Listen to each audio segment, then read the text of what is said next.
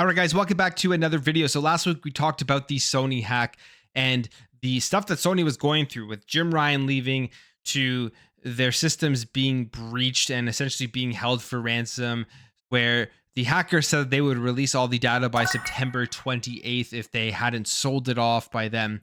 And we hadn't heard anything on September 28th, but now we have full confirmation that there actually was a hack. There was still up in the air, was still a question whether this thing was real or not last week, but it is true here, as we have information where Sony has confirmed that they actually were hacked. There was security breaches, and in fact, there were two security breaches. The first one here was back in June, and this was via a file sending move it transfer platform that SIE was using. It was a vulnerability that was taking advantage, where they were able to get in and just get a bunch of personal information for employees that are working there. It says that the letters went out to about 6,800 affected individuals to let them know that their information had been compromised. And that was the one back in June. Sony's going out there. They're giving them credit monitoring now and just keeping them updated, I guess, as to what is going on. And they said they have since then fixed the vulnerability. And then they launched another investigation into another breach where hackers acquired 3.14 gigabytes of data. And they say Sony confirms this server is located in Japan and is used for internal testing for its entertainment technology and services business. And according to the statement sent to Bleeping Computer, Sony is investigating the incident and has taken the server down.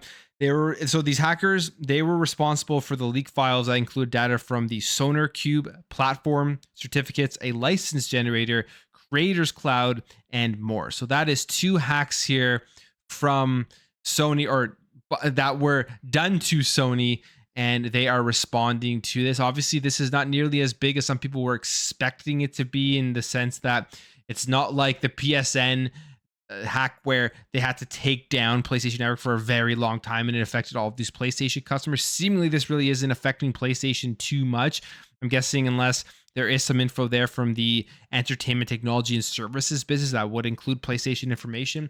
But now we know for sure that there was a hack. It did happen. And now Sony is out there trying to fix it and just updating the employees that were affected by this hack itself. So I guess that's kind of case closed, unless some more information does come out as to maybe there is more stuff out there that they just haven't released yet, or that we don't know about in terms of a hack, and if PlayStation directly has been affected. All right, let's jump over here and let's talk about Cyberpunk 2077, because this game has turned into a massive success after the just terrible launch of the game, with it being so bad they had to delist it off of storefronts, the deception of the marketing. It was a bad game from the start at launch.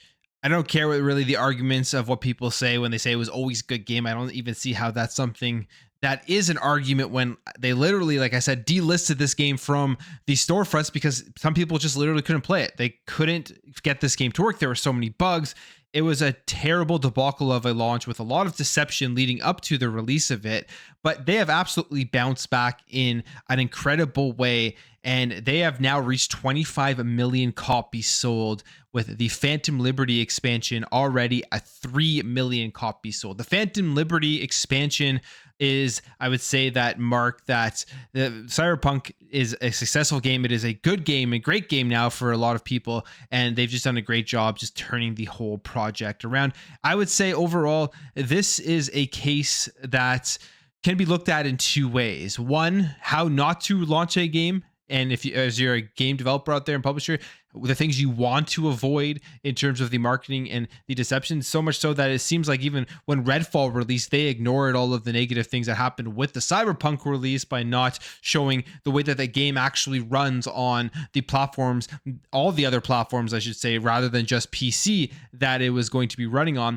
But then it's also another story of redemption, and a story of how, if you have a game that has a bad launch, going through the most negative PR that you can get, how to turn things around. And right here, 25 million copies sold. Cyberpunk, very successful, especially with that Phantom Liberty expansion. So I thought that was pretty cool that they were able to do this, and it's just a testament to them not giving up on the game. I'm sure a lot of people out there are very happy that CD Projekt Red was able to turn this thing around.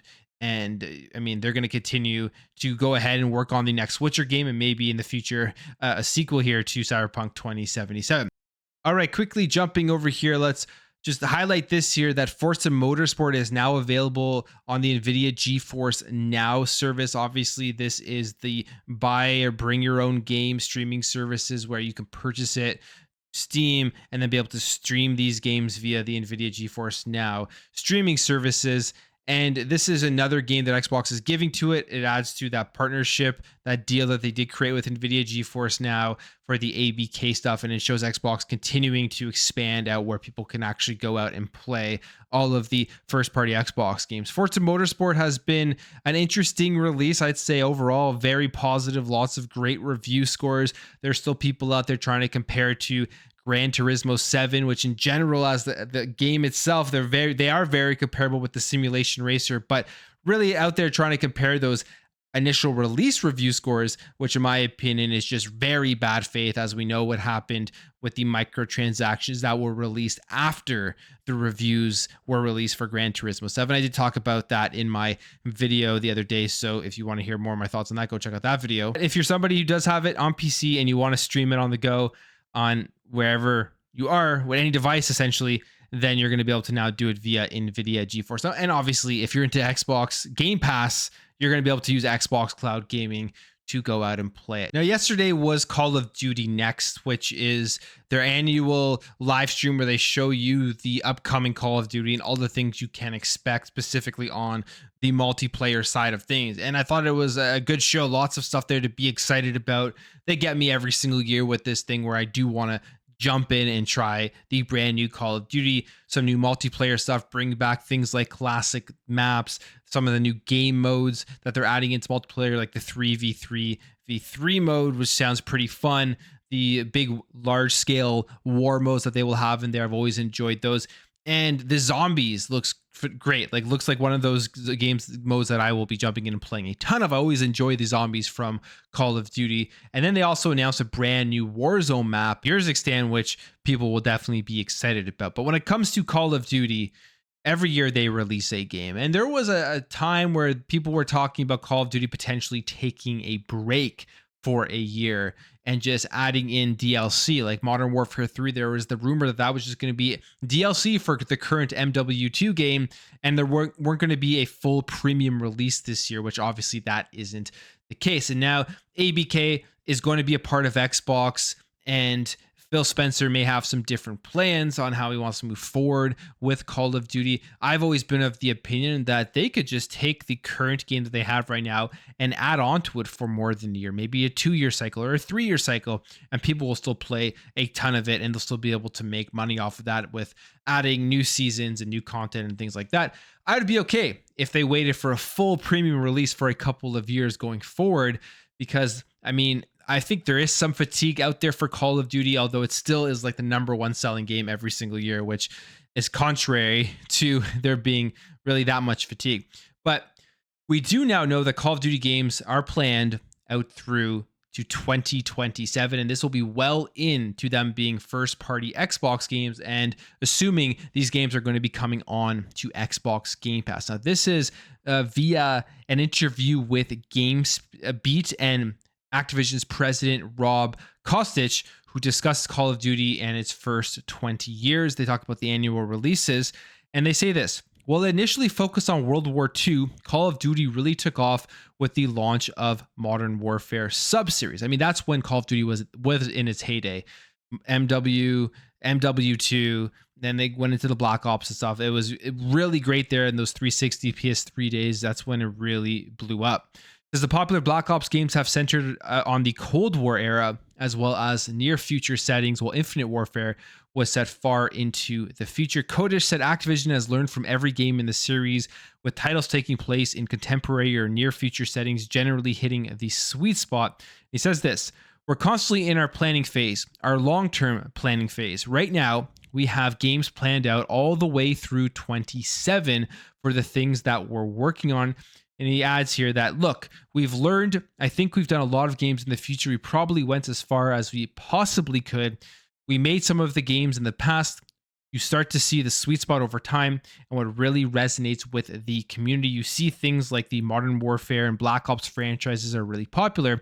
We've certainly had some other games that done really well, like the original World War II game from Subchamber in 2017 did really well. Now, World War II for me was one of my favorite Call of Duties back in 2017. I probably spent some of my most hours in the franchise playing that one. And I totally forget whether that game was critically acclaimed, whether the reception amongst the Call of Duty community was positive or not. But I just remember having a ton of fun with it. So if they do make another World War game, I probably will check it out. I mean, they also just did Vanguard. So, and they've now done 2 Modern Warfare games in a row. So it will be interesting to see what they go to in 2024 with the next release. Like, what's going to be the thing that they jump over to? He then goes on to talk about weapons and how, depending on the era you're in, gives you more flexibility in the game that you make in terms of the weapon, in terms of realism. As you move obviously into the future, you have more flexibility in how realistic the game is going to be, because you're kind of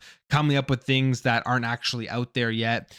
And he says here, the challenge is when you go into World War II or even earlier, there's less flexibility when you're trying to maintain a somewhat realistic tone, which is important to Call of Duty. And he says, by the way, our fans very strongly define what Call of Duty is and isn't. And then once you get into the modern era, you have a lot more flexibility.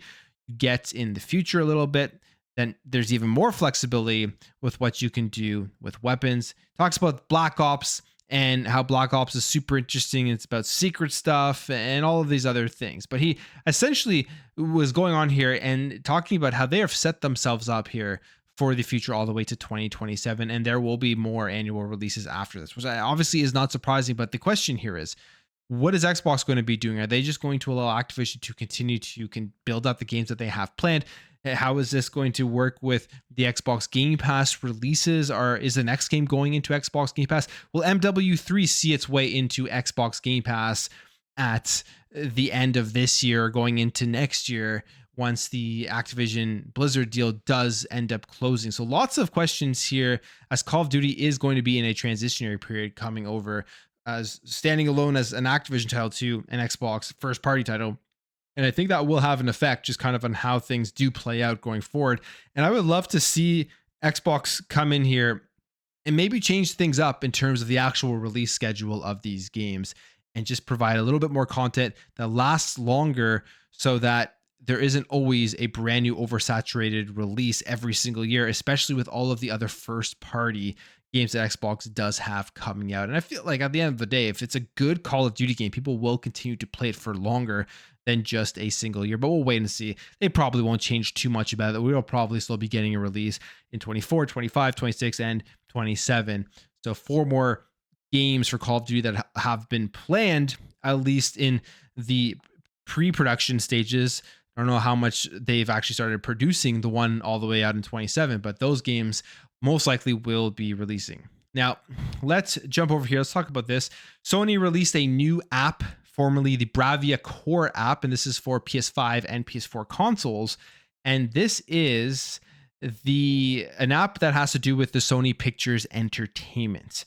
And it says here that it launches the new app that gives you early access to select Sony Pictures film. Is now called Sony Picture Core. Now, this is funny because it's a TV app. It's a movie app for your PlayStation console. And the reason I'm really talking about this is because if we sit back here, we remember back with the Xbox One how much they wanted to focus on TV and having your full entertainment system. And now here we are with Sony essentially trying to do what Xbox was trying to do back in 2013, which is make the PlayStation not just your gaming box, but make it your entire entertainment box. We've heard them talk about that integration of games and cinema and putting those things together and just having this huge ecosystem of different mediums from their IPs. And I think this is a big play on that, as again, this is going to be an app that includes all of their first party IPs in the movie universe, as well as other games as well. It says, our friends at Sony Pictures Entertainment produces a lot of fantastic films, and today I'm pleased to tell you about our new collaboration to provide the PlayStation community with access to some of these memorable movies on PS5 and PS4 consoles. They say you may be familiar with the Bravia Core app, which is a great way to access a wide range of recent and classic films from Sony Pictures on Bravia TVs and select Xperia devices. And Bravia Core will be rebranded to Sony Pictures Core on these devices next year. And starting today, we're launching the Sony Pictures Core app on the PS5 and the PS4. Once you sign up, you can go and then check out all of this content. And honestly, I think this is part of the future of PlayStation when we're seeing the Gran Turismo movie, we're seeing the Last of Us show, we're seeing a bunch of other Sony Picture stuff that they do create. They're going to try to integrate all of this into just one big universe. You got the game, you got the movie, they will play off of each other, they will promote each other, and it will just be a way that Sony and PlayStation try to expand out and diversify, I guess you could say, the PlayStation brand on top of the other things they're trying to do, which is make more games as a service games and put more of their games on PC. And we'll see how it plays out. I mean, they have some good IPs here to make a ton of good movies. Now, let's talk about this because it has been a very hard week in the gaming industry. And it seems like some more layoffs are coming, and these are pretty big layoffs. And this one is with Telltale Games. This was a tweet that they put out with this information. They say, due to current market conditions, we regrettably had to let some of our Telltale team go recently. We did not take this action lightly, and our commitment to storytelling and finding new ways to do so remains the same. We are grateful to everyone for their dedication along this journey, and we are working to support everyone impacted. All projects currently in development are still in production, and we have no further updates at this time. So there were some big layoffs. And what is interesting is that this Twitter account here, you have Jonason. I'm not sure if I'm saying the name right, but he's a solo dev. And well, now he's a solo dev freelancer, but previously was at Telltale. And here's what he says. He says, "This is a sore subject, but I feel it is necessary to add to the gaming layoff news. Telltale laid most of us off early September. The status of The Wolf Among Us 2 is they can't say, but we do have confirmation that they are still working on it. So people who are worried about that game is still in development." And says, "Now I focus on what matters to me, my own game, and the following words. A game industry, we must unionize." So he comes out here, talks about they laid off most of the staff for Telltale. And this is just another string as to what the gaming industry is going through. And it is really signs potentially as to what is to come going forward, where there are going to be even more cuts at different studios. And it all kind of is making sense now here with these bigger companies coming in and being able to buy up a lot of these smaller studios, as well as, I mean, you have Microsoft going out there and buying the big ones like Activision and Bethesda. The gaming industry is harder and harder to operate in. More costs, more money, more resources that have to be put into developing these games. And it's becoming less and less feasible and sustainable to be able to grow out your studio, which is why when a big company comes in and wants to purchase another developer or publisher, some of these devs and publishers are probably more than willing to negotiate. And I feel like there's going to be more acquisitions, quite a few more acquisitions in the next upcoming years as it's becoming harder and harder to survive on your own. And we're seeing this with all of the layoffs and the cutbacks throughout the entire industry. It's been an insane, crazy week, 2 weeks or so in just negative news across the industry, as we talked about some of it in my video yesterday as well. But I'm going to end the video there, guys. If you did enjoy this video, make sure to hit that thumbs up. If you are new here, hit that subscribe, and I will catch you guys in the next video.